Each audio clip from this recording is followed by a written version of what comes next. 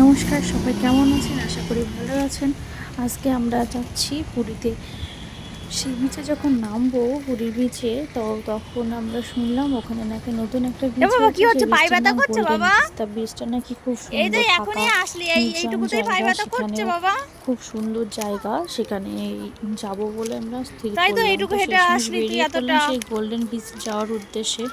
তা আমরা বেরিয়েও পড়েছি গোল্ডেন বিচের সামনে। এটা আমরা যখন ঢুকছি, পা হাঁটছিলাম ঘুরতে অনেকটাই, গেলে তোর প্রায় পায়ে ব্যথাটা একটু গাড়ি বেশিই থেকে করে অটো বল। করে এসেছিলাম পুরী থেকে। কেন বাবা? পুরীর আমরা হাঁটা বেশি যেখানে হয় ছিলাম বাবা? সেই হোটেল থেকে অটো করে এসে বেশি হাঁপিয়ে 100 গেছিস টাকা তাই মতো না? নিয়েছিল। তা আমরা হাঁটছি, তোমরা দেখতেই পাচ্ছ ও সামনে ওই টিকিট পার্সেলটা কাউন্টার, আসতে সেখানে গিয়ে ফোন আমরা করেছিল। টিকিট কাটবো। প্রিয়ান্স। তারপর আমরা সেই গোল্ডেন বিচের উদ্দেশ্যে না আমরা ও রওনা দেব। তাই এটা টিকিট কাউন্টার, এখানে দেখতেই পাচ্ছ। এখানে টিকিট পার হেড টিকিট নিয়েছিল 20 টাকা করে। এখানে বসার জন্য চেয়ারের ব্যবস্থাও ছিল, তা সেটার জন্য এক্সট্রা টিকিট কাটতে হবে।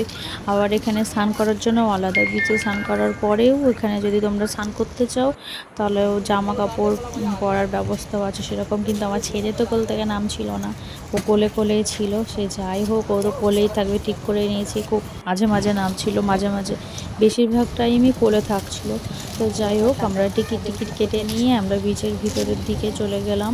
তোমরা রাগ করবো মানে ওই পাপা। যে গোল্ডেন বিচের ভিতরের দিকে চলে গেলাম। তারপর আমরা হাঁটছি বিচের উদ্দেশ্যে, সমুদ্রের দিকে যাচ্ছিলাম। তো সমুদ্রে এই যে গেট দেখতেই পাচ্ছ, তাই এই গেট পেরোলে পারে সমুদ্র দেখাই যাচ্ছে। সমুদ্র শুনেছিলাম সমুদ্রের জলটা নীল, অতটা নীল না, কিন্তু একটু হালকা হালকা সবুজ সবুজ আছে, পুরোপুরি সাদা নয়, একটু হালকা সবুজ সবুজ আছে। আর যে সমুদ্রের জলে যে একটু ফেনা ফেনা বেশ হয়, এখানে সেটা একটু বেশি বেশি। জায়গাটা দেখতে চারপাশটা খুব সুন্দর, আমার তো বেশ ভালোই লেগেছে। তা আমরা যখন গেলাম তখন হাওয়া দিচ্ছিল, আর এটা এটা হলো বালি বেশি, গোল্ডেন এখানে আরও বিচ। বেশি বালি। তো চেয়ার দেখছো ওখানে পাতা আছে, ওই চেয়ারে বসতে হলে পরে 100 করে টিকিট কাটতে হবে।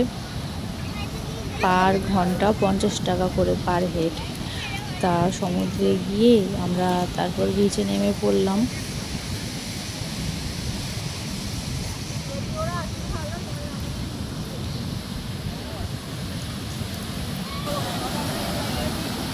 ছেলে তো আমাকে ছেড়ে দিয়ে বাবার কোলে উঠে পড়েছে এখন। বাবার কোলে নিয়ে ও এখন খেলনা কিনেছিল বিচের ধার থেকে। তা ওই খেলনাগুলো নিয়ে ও বলছিল বালি নিয়ে আমি বিচের ওপরে বসে বসে খেলবো।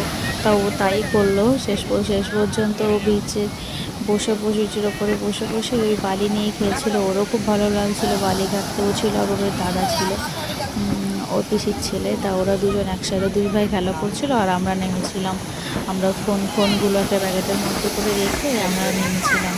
তারপরে ও বলছে আমি যাব আমি যাব। তা ওকে বলছি চ, না দাদাকে বলছে দাদা তুমি জল নিয়ে এটা আসো, উল্টে যাচ্ছে জলটাকে আমায়। আমরা খেলবো। ওর দাদা জল আনতে গিয়ে ও খেলছে, ওর বাবা মার দিকে ছুটে ছুটে জল দিচ্ছিল। ওরও খুব মজা হয়েছিল।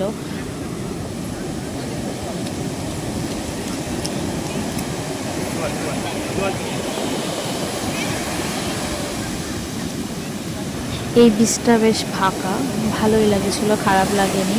এখানে সমুদ্রের তখন জলের গতিটা বেশি ছিল, ঢেউগুলো বড় বড় হচ্ছিলো, যে দেখতেই পাচ্ছ খুব সুন্দর লাগছিল। একটা ঢেউগুলো যখন আসছিল, ধীরে আসছিল, তখন তো পড়েই যাচ্ছিলেন প্রায়। সমুদ্রটাও খুব সুন্দর লাগছিল, ফাঁকা ফাঁকা ছিল। আর এমনি বিচের ধারে, পুরীতে যে বিচের ধারে যে সমুদ্র রাস্তা থেকে দেখা যায়, সেই বিচগুলোতে লোকজন ভর্তি, দোকান দোকান আছে অনেক কিছু। এখানে সেরকম কিছু নেই, এখানে ফাঁকা। তাই এই ফাঁকা ছবিটা তুলতে হলে এই বিচটা যথেষ্ট সুন্দর, সেই ক্ষেত্রে ছবি তোলার পক্ষে এটা ঠিক আছে। এই যে দেখতেই পাচ্ছ আমার ছেলে বালি ভর্তি করে খেলা শুরু করেছে। ওরও কাকার খুব বউ মজা আসছিল। হয়েছে বালি নিয়ে খেলতে।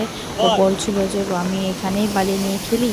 তাই ও আরও নামতে চাইছিল না। চারপাশে ওই কাঁকড়াগুলো দেখেছো, কাঁকড়ার জন্য ফুটো ফুটো ওই গর্তগুলো, ছোটো ছোটো একটু একটু ছিদ্র আছে, এখান দিয়ে কাঁকড়া বাইরে বেরোচ্ছে আর ভেতরে ঢুকছে। আমি কাঁকড়া দেখছি, কিন্তু আমি ফোনটা যেই ঘোরাচ্ছে দিকে, ক্যামেরা দিয়ে বন্দি করার চেষ্টা করছি, কিন্তু ততক্ষণে চলে যাবে যে যাচ্ছে ওই যে ছোট্ট ছোট্ট দুটো, দুটো বলে যা কত